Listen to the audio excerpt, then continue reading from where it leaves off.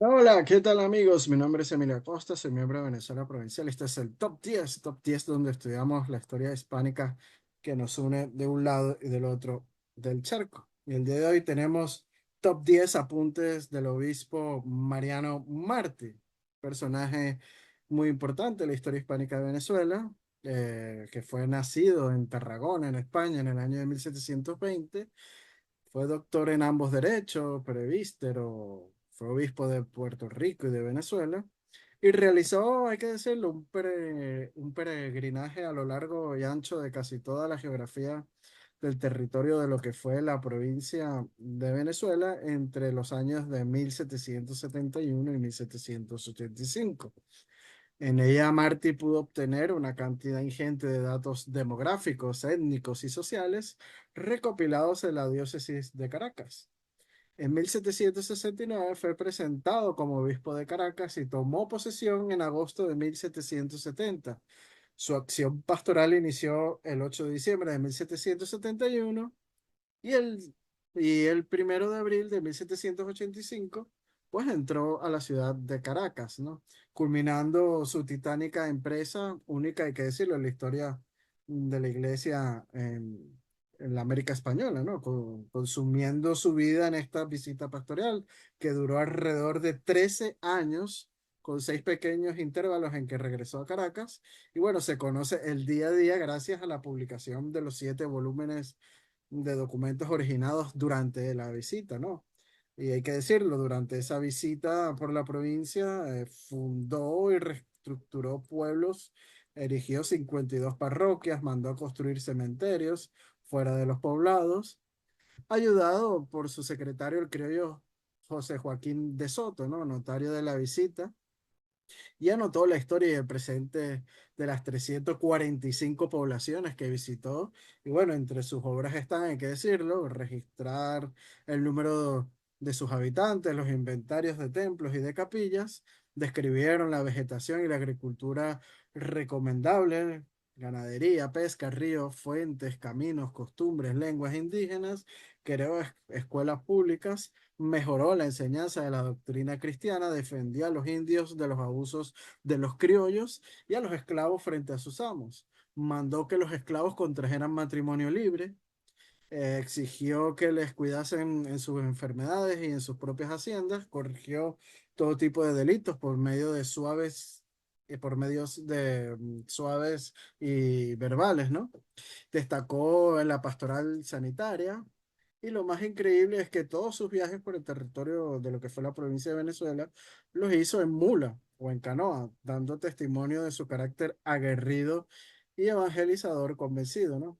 También hay que decirle, famoso por administrar el sacramento de la confirmación a Simón Bolívar en 1790. Y bueno, el día de hoy haremos una selección de 10 casos documentados por el obispo Mariano Martí durante su visita pastoral por la provincia de Venezuela, que son importantes e interesantes. Así que bueno, comenzamos con el número uno. Recordamos que el orden de estos casos, de este top, pues es completamente al azar. No quiere decir que uno sea más importante que otro. Así que bueno, el número uno es los incorregibles. El obispo de Venezuela, Mariano Martí, pues durante esta visita pastoral por la provincia se aseguró de que la enseñanza de la doctrina cristiana se cumpliera por los pueblos que visitó. Fue rigurosa la corrección de aquellas personas que iban por el mal camino. Con ayuda de las autoridades locales se valía de cumplir su misión. Y en el pueblo de Chaguaramas, en los llanos, en el actual estado Guárico, los responsables de ejecutar las órdenes de Martí eran el cura Joseph Antonio Cabrera, teniente de justicia mayor, don Nicolás Arzola, y juez de llanos, don Nicolás Gutiérrez, ¿no?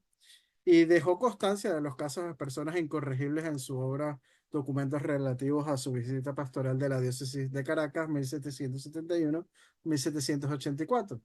Y cita lo siguiente en Chaguarama sobre los individuos.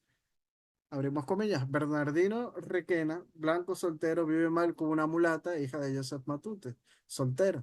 Ambos viven en el Valle de la Pascua, inmediatos, y ella y su padre viven en una tierra que el dicho Bernardino les dio, o les permitió que viviesen en dicha tierra, porque dichos padres e hijas son unos pobres, en presencia de este cura, queda prevenido este teniente de justicia mayor de mandar, para cuyo efecto se está llamado, el dicho Requena que saque de sus tierras al dicho Joseph Matute y a su hija, y que si no la saca, luego lo sacará el mismo teniente. Joseph Fernández, blanco, casado, vive mal con una zamba que tiene en su casa del Socorro, distante de acá como unas 20 leguas. Queda prevenido este teniente de justicia mayor de sacar de la casa de dicho Fernández y sus contornos a la dicha zamba, si será conveniente ponerla acá en este pueblo, Chaguaramas, en alguna casa honrada y la mantengan. También habla de Andrés Arévalo, mestizo o mulato, soltero, vive mal con Francisca Arévalo.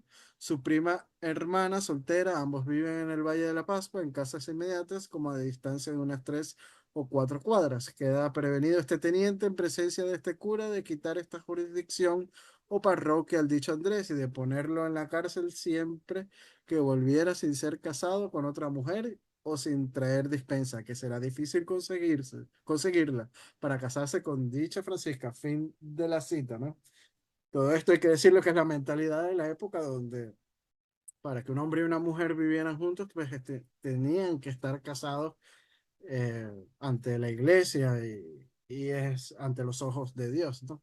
Por eso es que se le da mucha importancia a estos casos durante la visita pastoral de Mariano Martí y la documentación así lo consta. No solo en este pueblo de Chaguarama, sino en otros muchos pueblos de la provincia, pues se van a encontrar estos casos. Así que bueno, vamos con el número 2. Y el número 2 ocurre en la población de San Mateo. El pueblo de San Mateo en los Valles de Aragua fue fundado el 30 de noviembre de 1620 por orden del gobernador de la provincia de Venezuela, el neogranadino Francisco de la Hoz Berrío.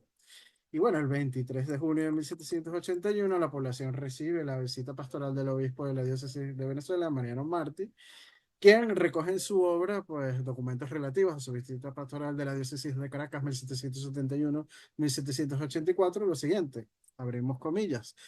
Llegamos a las 8:30 de la mañana a este pueblo de San Mateo, distante de dicho oratorio, media legua. Todo el camino muy llano y con algunas haciendas o tierras, pero ya había algunos lodos y el río de Aragua, que lo pasamos 2 veces al ir y al volver de dicho oratorio. Ya estaba algo crecido. Esta iglesia es bajo la invocación de San Mateo, que también da nombre a este pueblo, y es de una sola nave. Sus paredes de tapias y rafas cubiertas de teja y obra limpia están medianamente ornamentadas. Está de continuo colocado su divina majestad. Está aseada y tiene algunos retablos. El cementerio está a la banda de la epístola, continúa a la misma iglesia. A la misma banda de la epístola, entre la puerta colateral y la principal está el baptisterio. Hay coro alto donde se entra por el campanario. Este pueblo es sano y según opinión de Fray Santiago, más que los otros de estos valles de Aragua. Sus tierras fértiles producen maíz, yuca, frijoles, trigo, cacao, caña dulce, ñames, plátanos y cuanto de siembra, tabaco, etcétera. A distancia de 2 cuadras de esta plaza pasa el río de Aragua, ahora bastante abundante, aunque no tanto como el Guaire de Caracas. Y aunque en verano se disminuye mucho, rara vez deja de correr el agua por este pueblo. Este valle de acá tendrá menos de un cuarto de legua de ancho entre cerro y cerro. El vicio predominante de este pueblo es la borrachera por la bebida del guarapo, y una sola guarapería de este pueblo se arrendó el año pasado de 80 en 400 y más pesos. Y este guarapo beben y se emborrachan no solo los indios, sino también los que no son indios, y este vicio se va propagando entre toda especie. Fin de la cita. También sobre el guarapo obtenido, hay que decirlo, de la molienda de la caña de azúcar, era muy consumido en Venezuela. En referencia a esto, el obispo Martí en su visita a Maiquetía también señala lo siguiente, abrimos comillas. Cuando entró este cura acá había 400 indios y casi todos han muerto desde que se introdujo el guarapo, que lo introdujo un francés en el año de 1741 que vivía acá. Desde entonces se empezó a extender el guarapo y con el pretexto de ser una bebida provincial, la que se compone de azúcar de papelón y agua, y ahora la mezclan otras cosas como cabos de fumazos, pedazos de hierro, con lo que se hace agrio y muy fuerte, destempla los estómagos y emborracha mucho, y por un corto precio dan grande cantidad de esta bebida. Fin de la cita. Bueno, aquí Mariano Martí está exponiendo el grave problema de salud que vivían los pueblos en cuanto al consumo de las bebidas alcohólicas y especialmente el guarap. que era muy consumido sobre todo entre los indígenas, ¿no? Aunque también señala que otros eh, clases o castas pues también la consumen. Así que bueno, vamos con el número 3. Y el número 3 es el caso de Faustino Díaz Cienfuegos. Y hay que decirlo, en 1770, cuando asume como obispo de Venezuela Mariano Martí, inmediatamente pues recorrerá una gran extensión del actual territorio venezolano y dejará pues, como hemos dicho, documentado toda su visita pastoral, ¿no? Y ahí nos narra un caso curioso en la ciudad de Santiago de León de Caracas, teniendo como protagonista un negro libre, de nombre, como hemos dicho, Faustino Díaz Cienfuegos, el cual se había asilado en la iglesia de San Sebastián de los Reyes y poseía un talento musical enorme, pues tocaba el órgano, además era hábil en el canto llano y en el figurado y estaba asilado en la iglesia ya que fue acusado de asesinato en el templo y por la escasez de músicos en la ciudad de Caracas se le protegió y se le pagaba una renta por ayudar con la música. Mariano Martí cita lo siguiente sobre este caso en sus apuntes, abrimos comillas. En cualquier ciudad, en un aposento debajo de la sacristía de esta parroquia, en un aposento como bodega vive Juan Faustino Díaz Cienfuegos, negro libre, casado en Caracas, que el señor don Silverio Leal, sacristán mayor que fue de esta iglesia, lo trajo acá por su habilidad en cantar a canto llano y figurado y tocar el órgano.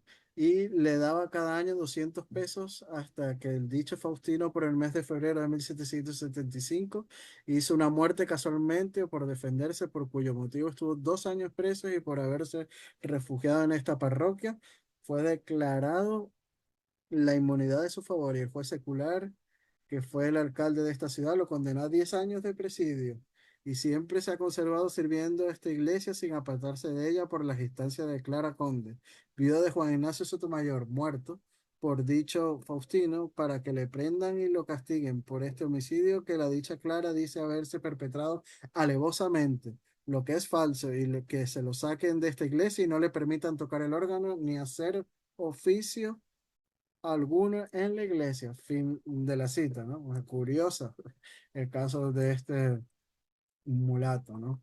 Vamos con el número 4. El número 4 es un caso de un cura ludópata, ¿no?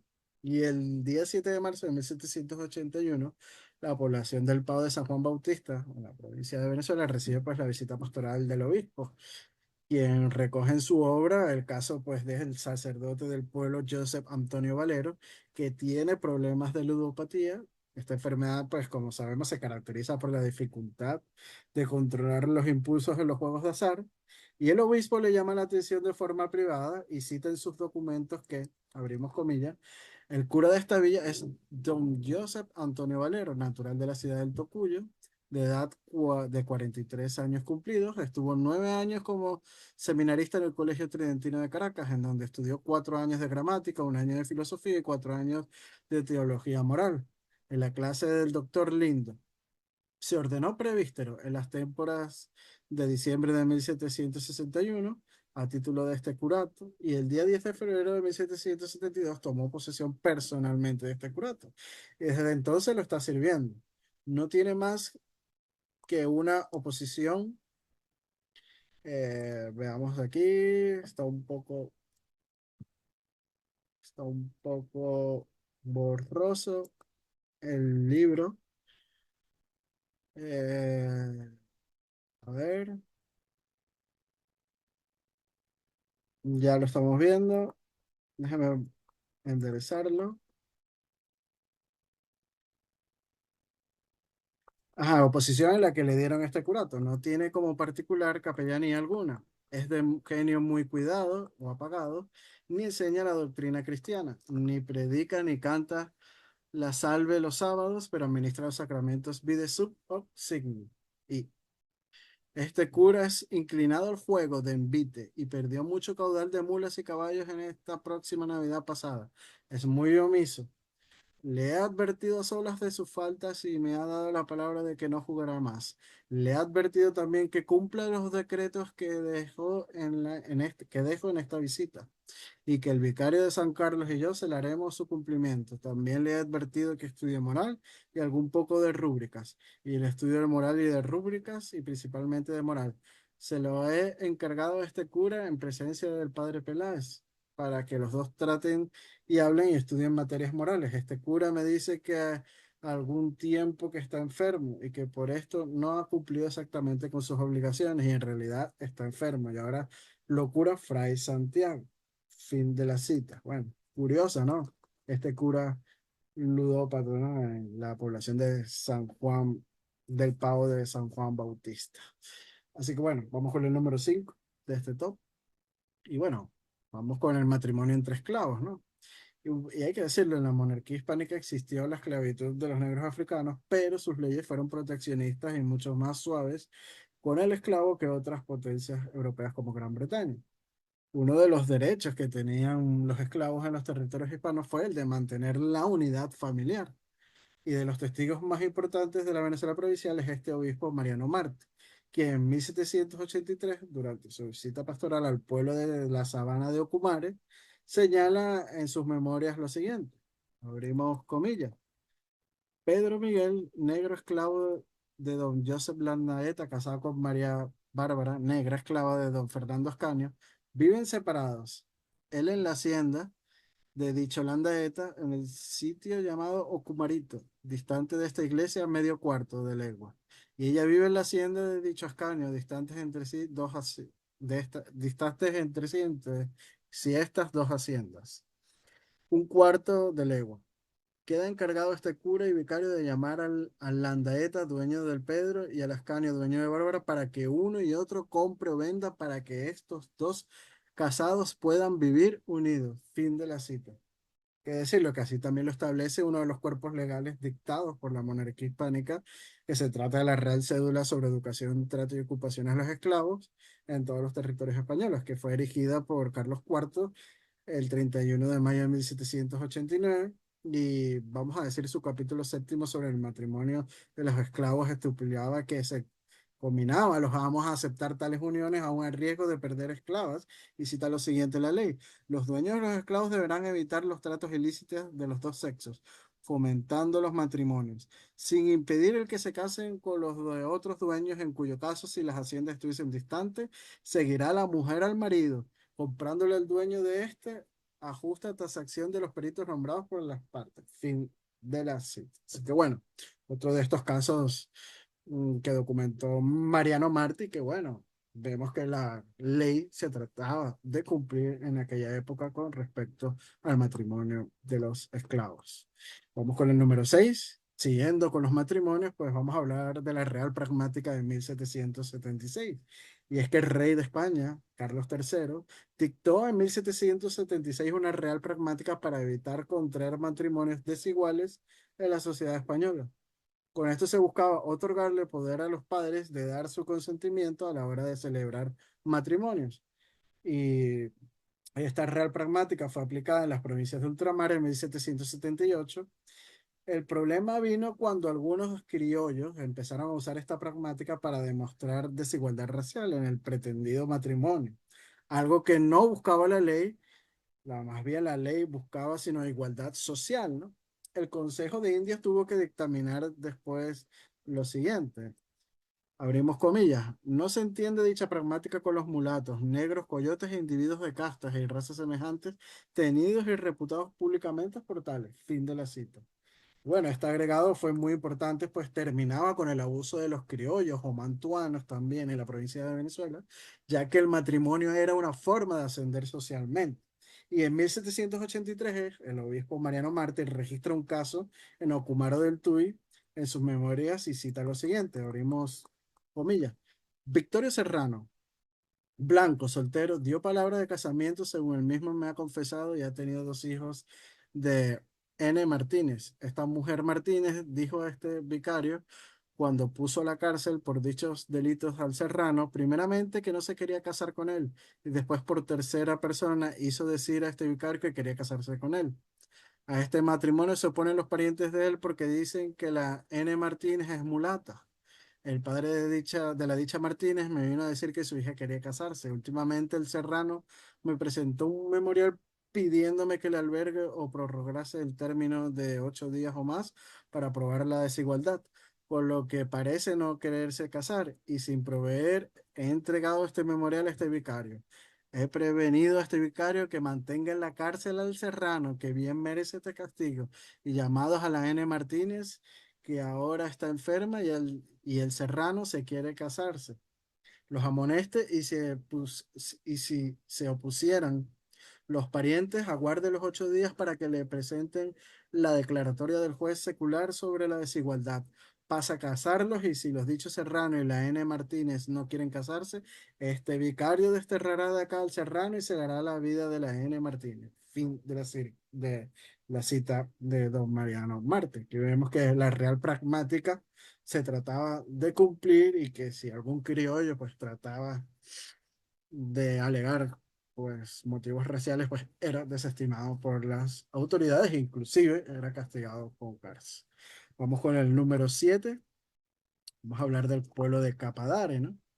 Y durante el siglo XVIII se vio un momento de esplendor en la Capitanía General de Venezuela, gracias a las políticas borbónicas implementadas en sectores como la economía y también en el ámbito social, como hemos citado anteriormente, pero sobre todo en el reconocimiento de derechos y el ascenso social a los pardos dentro de la jerarquía hispánica. Y en la visita pastoral del obispo Mariano Marte a la diócesis de Caracas, registra cómo los pardos se van situando en una posición de poder en la escala socioeconómica. Un caso lo observa en el pueblo de Capadare, en el actual estado Falcón, situado a una altura de 180 metros sobre el nivel del mar, la cual tiene una parroquia con la iglesia de Santa Bárbara de Capadare, ¿no? Y bueno, hay que decirlo, cuya población era mayoritariamente mulata e indígena. Y Martí cita lo siguiente sobre el pueblo.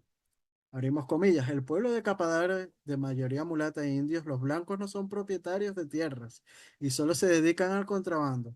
Los propietarios son los pardos, que en su mejor momento llegaron a cosechar hasta 1.000 fanegas del preciado fruto del chocolate. Fin de la cita. Se trata del mestizaje del poder económico, ya no solo los blancos serán propietarios de las plantaciones, también los pardos se irán convirtiendo en dueños de la tierra y empezarán a amasar fortunas gracias a la producción agrícola y comercial, sobre todo de rubros como el cacao o el añil, convirtiéndose en terratenientes.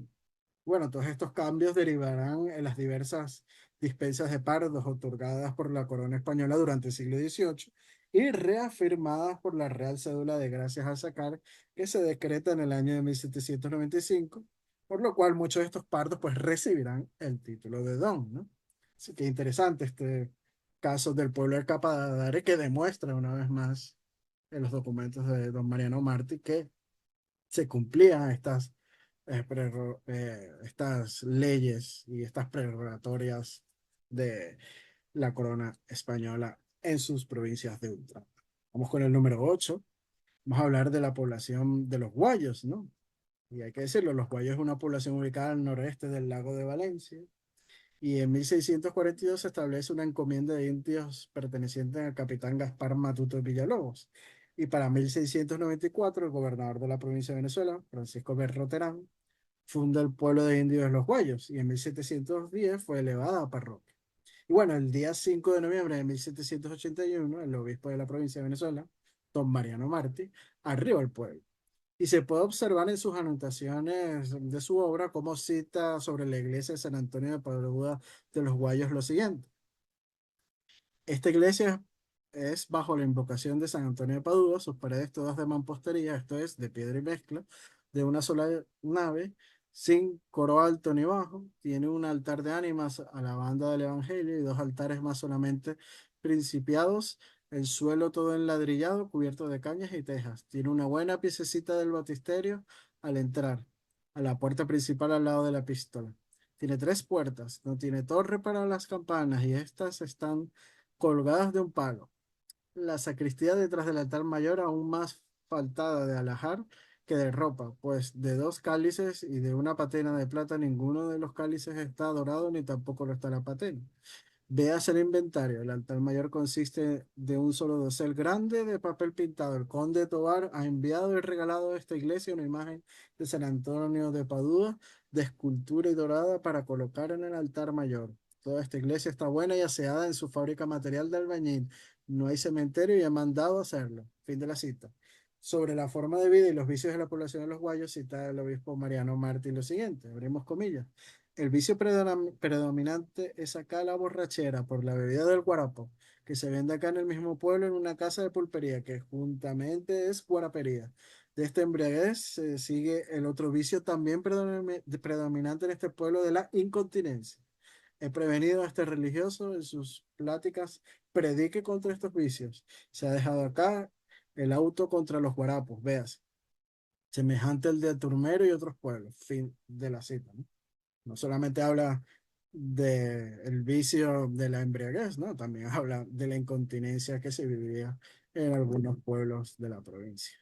Vamos con el número 9 y vamos a hablar de las normas del buen vestir. Porque hay que decirlo, durante la época hispánica las autoridades eclesiásticas y también las civiles procuraban que la población en las provincias eh, como las de Venezuela, vistieran de forma moralmente recatada, en trajes oportunos, por lo cual dictan una serie de providencias para no enredar los géneros y diferenciar el estamento social al cual se pertenecía. Este debía ser expresado públicamente y marcado por por la vestimenta apropiada.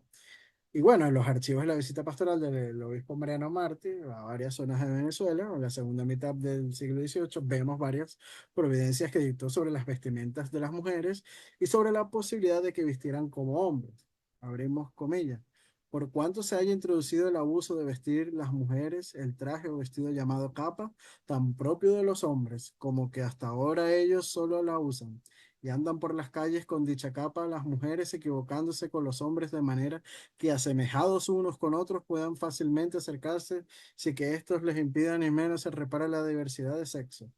Por tanto, ordenamos que ninguna mujer use en público ni ande por las calles con capa, y que si no obstante nuestro mandato pasase adelante, este abuso requiere nuestro vicario y exhorta al teniente de justicia mayor de esta ciudad para que ponga presa a la mujer que así se atreviese a andar por las calles públicamente con este vestido.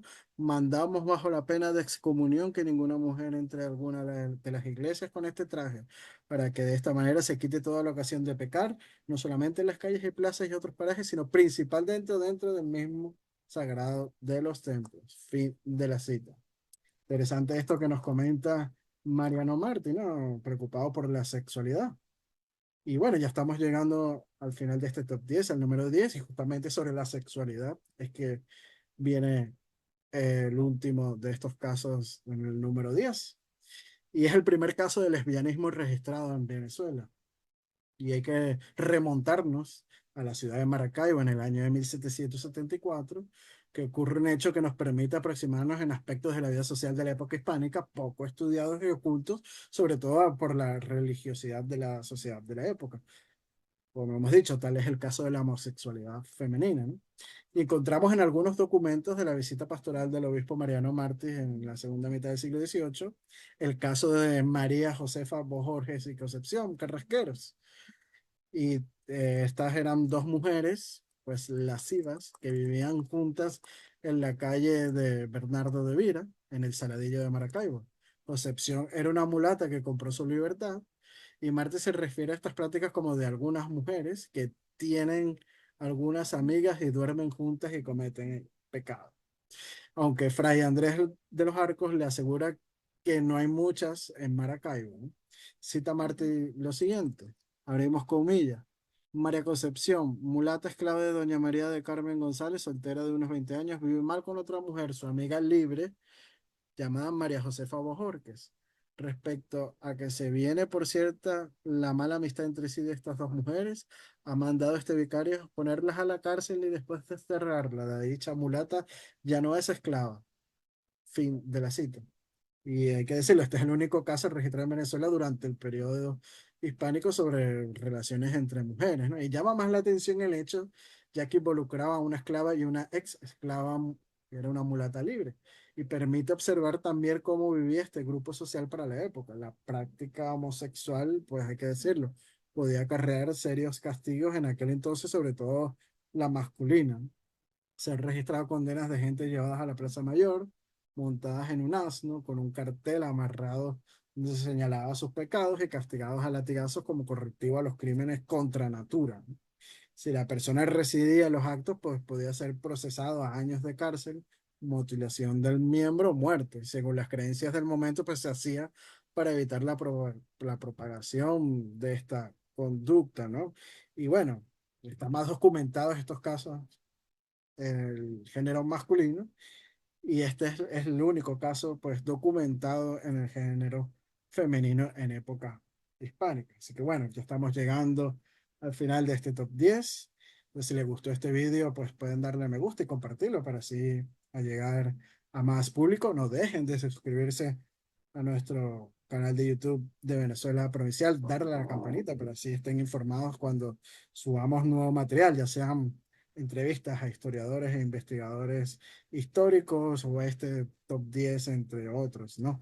Aprovechamos también para recordarles que si quieren apoyar nuestro proyecto de investigación histórica, pueden hacerlo a través del Patreon de Venezuela Provincial con tan solo €1, pues lo que puede costar un refresco en un supermercado, pues ya nos están ayudando en esta labor de divulgación histórica. Aprovechamos para mandarle un fuerte saludo y abrazo a nuestros mecenas y patrocinantes, como lo son Gabriel Arrieta, Ángel Suárez, Juan Cristóbal García, Lomeli Sam, Daniel Sierra, Domingo González, Miguel Curvelo, Mario Pérez y la miembro del canal de YouTube de Venezuela Provincial, África del Valle, que también por ahí pues, nos pueden apoyar suscribiéndose y haciéndose miembros de nuestro canal de YouTube, ¿no?